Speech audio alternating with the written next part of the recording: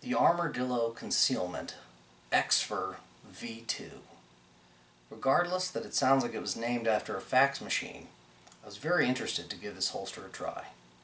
Let's check it out.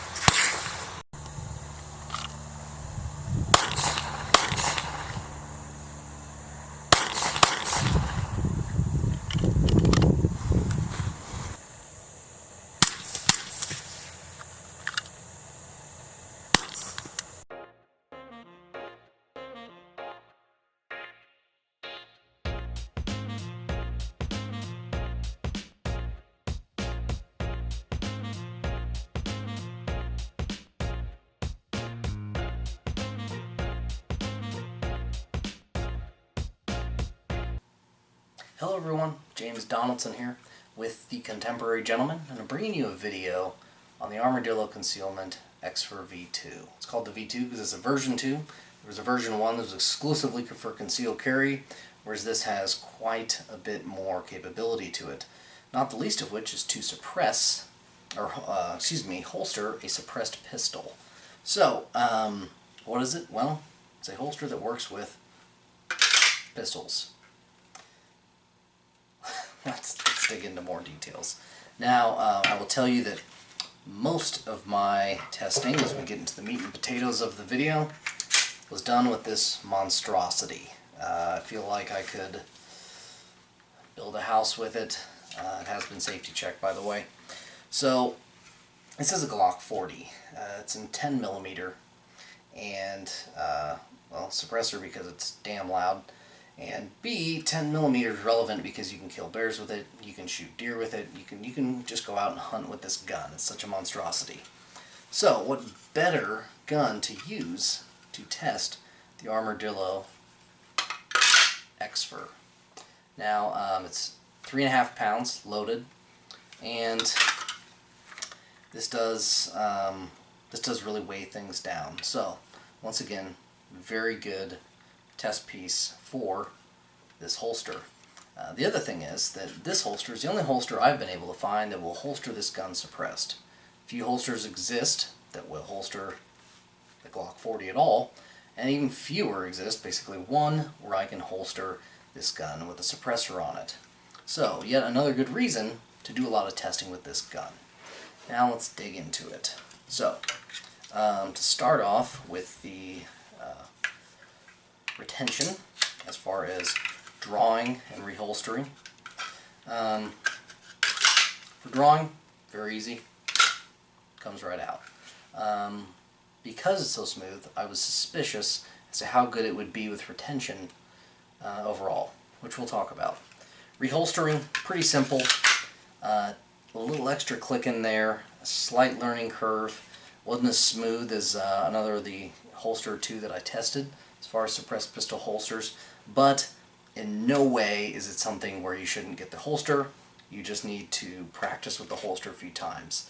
As I said in my video on suppressed pistol holsters, I did a lot of dry firing and practice at home with no ammo using these holsters. So I have gotten very familiar with them, and believe it or not, it was helpful when it came to the use of this, which you've seen. Now, getting into static use. So static use meaning the holsters being on me, whether the gun was in it or not. So, gun moves around just a little, and that is partly why I was concerned about its ability to retain a gun. But I had no issues. Didn't matter if I was using this gun with a suppressor on it or not. Didn't matter if I was using this monster. It retained it just fine, and we'll talk about the testing that I did with it. But another thing I want to point out as far as ergonomics for these holsters that I'm covering is, as I've talked about before, suppressors get hot as you use them. So one of the 2 times I did my more extensive field testing, I did allow for the suppressor to get fairly warm, and this, whether it was on my belt or on my drop down lower on my leg, it was able to keep the can away from my leg and clothing so that my clothing didn't melt, my leg didn't burn. And even then, I never even felt it warm against my leg. So, good standoff. Now do keep in mind, this QLS system, it's got a little additional standoff from my side, but I think overall, while that stacks the deck in its favor, I think it still does a great job keeping the weapon away from you, and therefore safe if you're getting a lot of rounds through your can. Now, next, retention. So, you've seen footage of me using it in the field one day, but a day I don't really have so much footage of is when I took this thing deer hunting. No, I didn't hunt the deer with this, but I did have this on me because I may actually take it with me deer hunting as a backup. In the unlikelihood that my rifle fails and that I'm within a decent range to use this, it is an option. Am I being extra with all this? Absolutely, but this is America, so I think that satisfies that argument. Anyway, the other reason I took it with me is because I thought it would be a perfect test.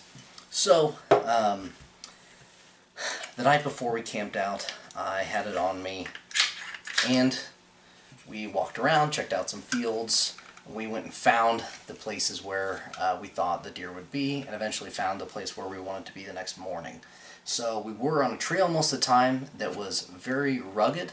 The gravel was pretty large, and the gravel wasn't over anything but dirt. So with all that, the point is that there was some stumbling, and there was definitely rough stepping going on, so it wasn't like I was walking on pavement. And I walked for several hundred yards to do this. Now, the next day, I went ahead, threw this rig on my side, walked these several hundred yards to the deer blind, got in the deer blind. Now, really this is more a problem with the setup and myself than the holster. In fact, it's not a problem with the holster at all, but there were a couple times where I almost banged the suppressor on something.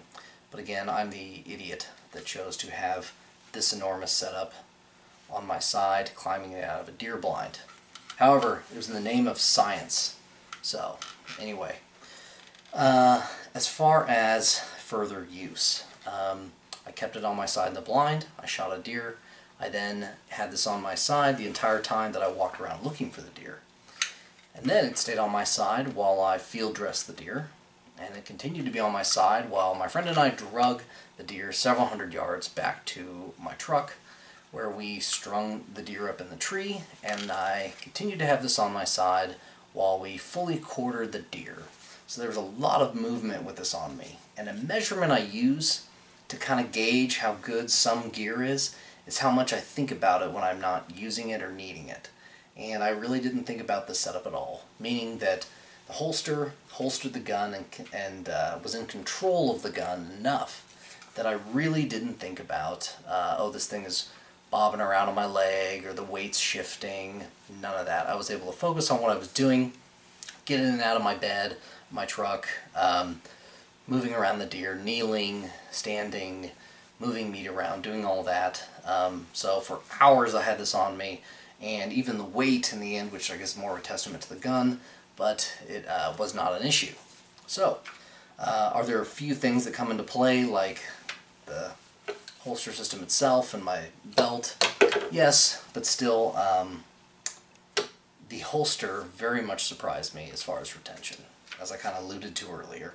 I was kind of waiting for this to fall out on the gravel. It did not. When I was trying to drag the deer, did drag the deer several hundred yards, all the movement from my waist and everything, the gun stayed on there just fine. Now, a couple things I didn't do to test retention is I haven't invaded any small countries with this, and I have not done any kind of crazy sprinting or drills like that. That'll probably be in the future, but I only had so much time to work with for right now, especially testing other holsters. Now, getting into the holster itself, the versatility is really the big selling feature. If we forget suppressors for a minute, the fact that I've got a 17L here, and put the light on, and it's holstered.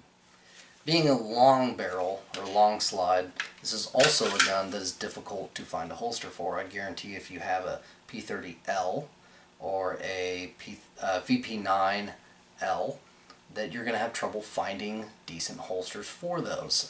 One exception would be T-Rex Arms Ragnarok series. They allow for, basically, they cover the sides of the gun so that the gun can go through, and different lengths are fine. But if you have this holster, it doesn't really matter. So if I had a P30L as well, I could just throw the light on that. I wouldn't need to buy multiple holsters. So really any gun that you can attach this X300 to is going to be able to be used with this holster. Getting into more of that, let's talk about mounting options. Now it comes with a loop for you to carry this inside the waistband, which is pretty neat. I have not done any testing with that because that's not why I'm interested in this holster. So, that having been said, I don't really care about that. But it's cool that you can do it, and I'm sure there's videos where someone did try that out. Next, you can also get it, you pay a little bit more money and you can get a belt clip, and it clips it to your belt. However, I was interested in using it with this low-ride holster, and among other reasons such as versatility, I wanted to be able to use it with the QLS system. As you can see, you can do. Now, through various pretty easy means, you can get this mounted to a MOLLE system, including if you buy the belt clip system for it, it clips to MOLLE very easily. So that could be an incentive to have the belt clip ordered when you get this. Now, let's talk about caveats and variables, because there are a few. For instance, you have to have the X300U Alpha. You can't have the B, you have to have the A. Or you can have a regular X300. Now I will tell you, if you're buying this because you're going to use it on different guns, you probably don't have several X300s, so it kind of makes sense to have the one that you can remove from the gun easily and put on a different gun. So that's kind of nice that that feature goes hand in hand. There's another feature. As some of you may or may not know, that when you have an Osprey, it won't go on your Glock 17 or 19 for that matter if you've already got an X300 on the gun. So, however, that is not the only reason that this holster won't work with the Osprey. We'll take my Glock 17L here and we'll go ahead and throw the Osprey on it, because as I've discovered in working with the Osprey is when you're talking Glocks, due to their low bore axis and how close they are to the frame, for lack of a better term, they don't work very well with an Osprey unless you have a 34 or longer. Now that said, because of the way the Osprey hangs down, you really can't. I know what you're going to say. You're going to say, oh, it's holstered. It's really not, because if I turn the Osprey, clicks in further, we're saying you can put the Osprey back, and then you can't unholster the weapon. Can you, because I've messed with doing this, can you put the Osprey at a tilt, sideways? You can, but I'm still going to say that this holster is not Osprey friendly. However, I don't want that to sound too negative, because out of all the holsters I've tested, only one is really Osprey friendly. So this kind of being on par with the T-Rex Arms Ragnarok SD, that is also really not Osprey friendly. Mainly because it doesn't really accept long barrel guns like the 17L. I don't think it would take the 34. And of course if you have a 17 with X300 on it, you can't use the Osprey anyway. So kind of a moot point, but we'll talk about that in another video. Hardware is the last thing I want to talk about. I was cheap. I got the one with the belt loop. no gun clip. So it didn't come with any additional hardware other than having the belt loop on it. So I went to the hardware store wanting to mount this QLS fork on it, and I got some screws I thought would work, and I got them on there pretty good, but the problem is with the bottom opening here, the QLS allows for a cant if you want to. Well, it just slid around. Because of the screw, I couldn't get it tight enough. So after a phone call to Armordillo Concealment, I found out that because I was being cheap and lazy, that's why it wasn't working. So if you get the belt clip with it, along with the loop, either this just comes with the loop, or it also comes with the belt loop or belt clip as well. It also comes with additional hardware. That hardware is very relevant to put this on a QLS fork. So they were very kind, sent me the hardware so I could get this set up. So that having been said, this works flawlessly. So I've been very, I was happy with it with the wrong hardware, but I'm very, very happy with it with the correct hardware. So that is an important note I wanted to mention. Now, all in all, this is a fantastic holster for somebody who has lots of different guns, let alone lots of different guns and suppressors, let alone something I didn't mention is, for obvious reasons, you can have pretty much anything you want on the top of this gun. You could have a low power variable optic, you could have a telescope on the top of this gun with the highest suppressor sights you've ever seen in your life, and that's because it doesn't matter. This holster will holster the gun anyway. As you can see, someone as absurd as me was able to holster this. So, for that reason, I do highly recommend this holster. It has exceeded my expectations, and I somewhat had a bias against it, especially using some of the other holsters. I thought this would fall short, and it definitely did not. So, the weakest part of this holster being me. If you have the means, pick one up. That said, if you like the video, please subscribe, or actually like it with that thumbs up down there somewhere. And of course, helping me out on Patreon is going to help me out a lot with production quality, working on that one. So, until next time, keep your composure.